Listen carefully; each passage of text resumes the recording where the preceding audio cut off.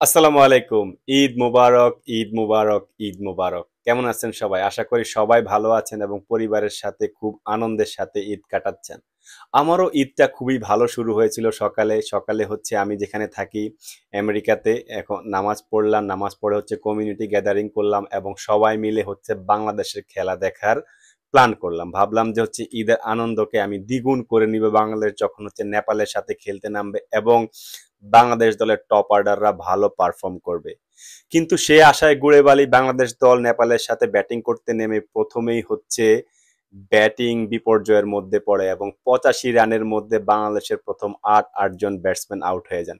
শেষের দিকে তাসকিন আহমেদ, রিশাদ হোসেন এবং হচ্ছে মুস্তাফিজুর রহমান তাদের 31 রান যে অ্যাড করেন তার উপর ভিত্তি করে বাংলাদেশ নেপালের সামনে অল আউট হয় হচ্ছে 106 রানে, যেটা কিনা হচ্ছে বাংলাদেশের হচ্ছে এই বিশ্বকাপের সব থেকে লোয়েস্ট স্কোর এবং বাংলাদেশ 20 ওভারও খেলতে পারে নাই, যেটা কিনা আমাদের দর্শকদের জন্য খুবই হতাশাজনক ছিল। আমরা ভেবেছিলাম এই বিশ্বকাপের মানে অন্তত পক্ষে এই ম্যাচে বাংলাদেশের টপ অর্ডাররা রান পাবেন এবং যেটা কিনা আমাদের সামনে আমরা যেহেতু হচ্ছে আগেই ভাবছিলাম যে হচ্ছে এই ম্যাচ আমরা জিতবো এবং হচ্ছে সুপার এইটে উঠবো, সুপার এইটে এটা আমাদেরকে অনেক ভালো উম, ফল দিবে, বাট হলো না। বাংলাদেশের ব্যাটাররা ব্যর্থ হলেন, মাত্র 107 রানের টার্গেট দিলেন হচ্ছে নেপালকে। সো এই 107 রানের টার্গেট যখন নেপালকে দিলেন তখন আমরা এখানে যারা সবাই একসাথে খেলা দেখতেছিলাম সবাই হচ্ছে অন্যদিকে গিয়ে হচ্ছে শ্রীলঙ্কার জন্য দোয়া করতেছিলাম যাতে শ্রীলঙ্কা অন্তত পক্ষে নেদারল্যান্ডকে হারায় এবং বাংলাদেশ যাতে হচ্ছে রান রেটের হিসাবে পড়তে না হয় সুপার এইটে যাওয়ার জন্য।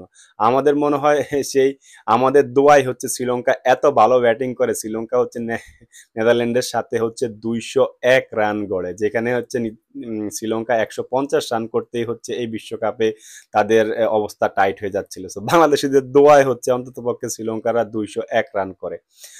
বাট বাংলাদেশ যখন বোলিং এ নামে ব্যাটাররা যতটাই খারাপ ব্যাটিং করেছিল ততটাই ভালো বোলিং করে বাংলাদেশের বোলাররা, বিশেষ করে বাংলাদেশের যে তিন পেসার রয়েছেন তাসকিন, মুস্তাফিজ এবং তানজিম সাকিব অসাধারণ। তানজিম সাকিব তো হচ্ছে প্রথম স্পেলে টানা 4টা ওভার বোলিং করেন, 4 ওভার বোলিং করে তিনি 2টা মেডেন 7 রান দিয়ে নেন 4টা উইকেট।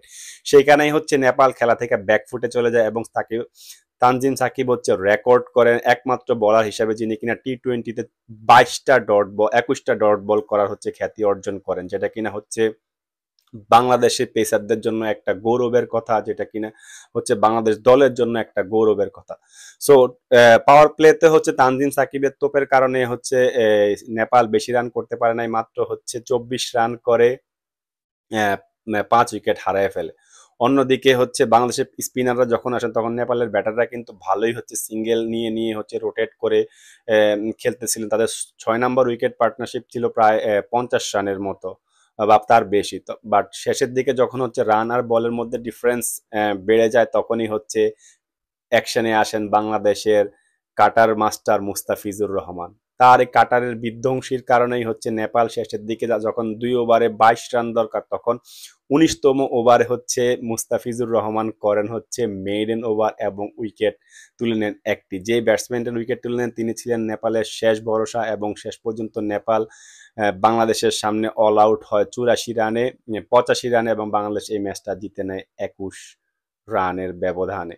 সো যেটা বলতেছিলাম যে ঈদের আনন্দ ডাবল করে দেওয়ার জন্য যেটা ভাবছিলাম যে বাংলাদেশে ব্যাটাররা রান পাবে সেটা হয় নাই, কিছুক্ষণের জন্য আমাদের ঈদ আনন্দ স্তীমিত হয়ে গেছিল। বাট যখন বাংলাদেশের বলাররা বোলিং করতে শুরু করেন তখনই আমরা যে উল্লাসটা করলাম এটা আমাদের ঈদ আনন্দকে অনেকটুকু বাড়িয়ে দিয়েছে। বাট ওভারঅল খেলার কথা যদি বলি তাহলে হচ্ছে ওভারঅল বাংলাদেশের পারফরমেন্সে বাংলাদেশ জিতছে ম্যাচ, বাট তারপরেও হচ্ছে পারফরমেন্সে অতটা স্যাটিসফাইড হইতে পারে নাই, বিশেষ করে ব্যাটারদের দুর্দশা চলতেইছে। পরপর হচ্ছে এই বিশ্বকাপে যে হচ্ছে 4টা ম্যাচ খেললো 3টা ম্যাচে ব্যাটাররা হতশ্রী পারফর্ম করেছে, অন্যদিকে হচ্ছে 4টা ম্যাচে হচ্ছে বাংলাদেশের বলাররা খুবই ভালো বল করছে। এখানে আপনি পিচের দোষ দিতে পারেন, বাট পিচ যত খারাপই হোক না কেন ব্যাটসম্যানরা অন্তত পক্ষে 20টা ওভার তো খেলবে এবং নেপালের মতো দলের সাথে অন্তত পক্ষে 120 থেকে 130 রান তাদের করা সম্ভব ছিল। নেপালের স্পিনারদের সামনে বাংলাদেশের ব্যাটাররা দাঁড়াইতেই পারে নাই, সন্দীপ লামিসানের বল মনে হয় বুঝেই নাই। আমি বুঝি না হচ্ছে বাংলাদেশের ব্যাটারদের সমস্যা কোথায়। হোপফুলি তারা হচ্ছে তাদের ভালো পারফরমেন্স গুলি হচ্ছে সুপার এইটের জন্য বজায় রাখছে। অন্তত পক্ষে লিটন দাসের কথা বলতে পারি, তিনি অন্তত পক্ষে ইন্ডিয়ার সাথে যখন খেলা হবে তখন একটা ভালো ইনিংস খেলবেন, যেটা কিন্তু তিনি খেলেছেন 2022 সালে। তো আশা করি টপ অর্ডাররা সুপার 8-এ ভালো খেলবে এবং ওভারঅল বাংলাদেশ জিতছে, এটা আমাদের জন্য খুবই খুশির সংবাদ। এবং বাংলাদেশ যেহেতু মাত্র ঈদ শুরু হয়েছে, বাংলাদেশের ঈদের শুরুর সকালেই হচ্ছে বাংলাদেশ দল বাংলাদেশের সবাইকে একটা ঈদ উপহার দিয়েছে, যারা হচ্ছে নেপালকে হারায়া বাংলাদেশ বিশ্বকাপের সুপার 8-এ চলে গেছে। এটাই হচ্ছে বাংলাদেশের জন্য আজকে সব থেকে বড় বিগ নিউজ। এনজয় করেন ঈদ সবার সাথে এবং হচ্ছে বাংলাদেশ দলের জন্য দোয়া করবেন, বাংলাদেশ দলের জন্য শুভকামনা, তারা যেন সুপার 8-এ ভালো করতে পারে। আসসালামু আলাইকুম।